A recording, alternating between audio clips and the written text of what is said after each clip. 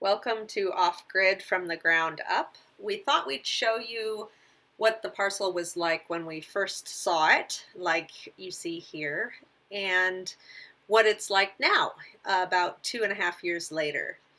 So we started off by following our realtor up to the gate and taking a hike with our daughter Clara, who at the time was almost 1 year old. We saw the flat spot down below, which is where the existing septic permit was located. I fell in love as soon as we saw the spring and the pond. And then we walked up an old skidding road, which we believe to be from logging, and saw a beautiful big flat spot up above. We'll show you a video now from the very beginning of our journey that gives you a little bit of a tour of that flat spot. Right now I'm at the edge of the upper flat spot, and I know it's hard to see, but it's pretty much flat, going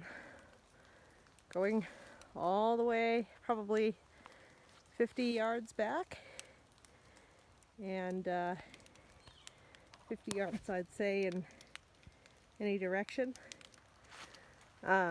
until it's not right there.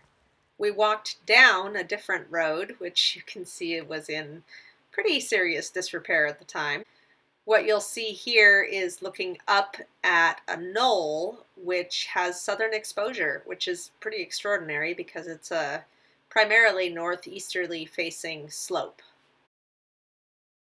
It took us a long time to really decide that the upper flat was where we wanted to build our house instead of the lower area, which would have been a lot more convenient, but not nearly as private. So we then started clearing out all of the brush and the trees. And a lot of what you'll see here is from that time. Most of the clearing that we had to do was brush, but there were some large trees, and being California, you always have to be mindful of fire danger. So we were always prepared for that eventuality. Fortunately, all of our fires were planned and behaved themselves so far, knock on wood. It's been a really great experience going through all seasons now, 2 years in, and getting ready finally to build at this gorgeous spot.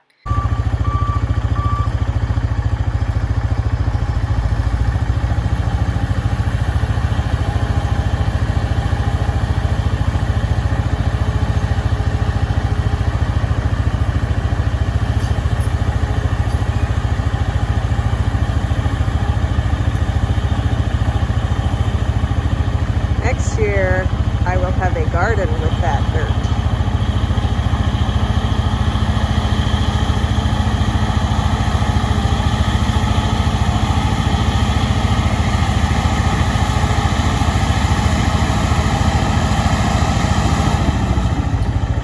I mentioned that I fell in love on day one when we saw the spring and the pond. And if you look at our video about water development, you'll see a lot more about that process. But I wanted to show you a little bit about what it looked like before and now. Again, 2 years later, we invested a lot of time and effort in clearing out a lot of brush and a whole lot of poison oak to get it to a place where we could not only develop the water source, but really enjoy a beautiful spot to just hang out. This is the spring, that's the road. You can see water coming out right there, and then it goes through ferns. It's coming down here and there, more ferns, some blackberries mixed in, and then it's a big old tree, dead tree. And crossing it, and then here's more. You can see there's another couple of chutes that come in off down the hillside right there, and then it flows into the pond. which is a pretty sizable pond, probably 30 feet across, maybe a little more. That big old dead tree turned out to not be completely dead, and we discovered once everything started blooming that we had purchased a piece of property that had been an original homestead site back in the early 20th century. And so we have probably 50 cherry trees, a pear tree. That big dead tree is a fruiting mulberry. There's a quince tree, and it's just extraordinary. So this old homestead orchard, of course, immediately became near and dear to my heart, and I refused to allow William to destroy any of the fruit trees. Um, Fortunately for me, he was very good at humoring me and finessing the equipment around in such a way that we still get some fruit now and then from those ancient trees.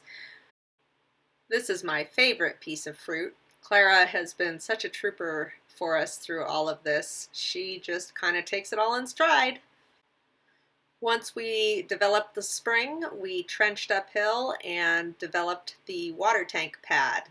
If you'd like to see more on our water system, again, please feel free to pull up our video on water development. Meanwhile, down at the flat, we cleared off a lot of the weeds and made space for William to build his shop. It's good to have a winch and a bulldozer. When William puts his shop in, we'll be able to benefit from that existing septic permit that was there when we purchased the property, so that'll be great. And the flat has also seen quite a bit of change as the weather cooperates and doesn't cooperate. We got quite a bit of snow this last year, but very little rain. So it's always a thrill with your 40 acres in Northern California. You just never know what it's going to bring, but we've loved every minute of it and are looking forward to what's to come. Thank you for watching. Please remember to subscribe, like, and share. We'll see you next time.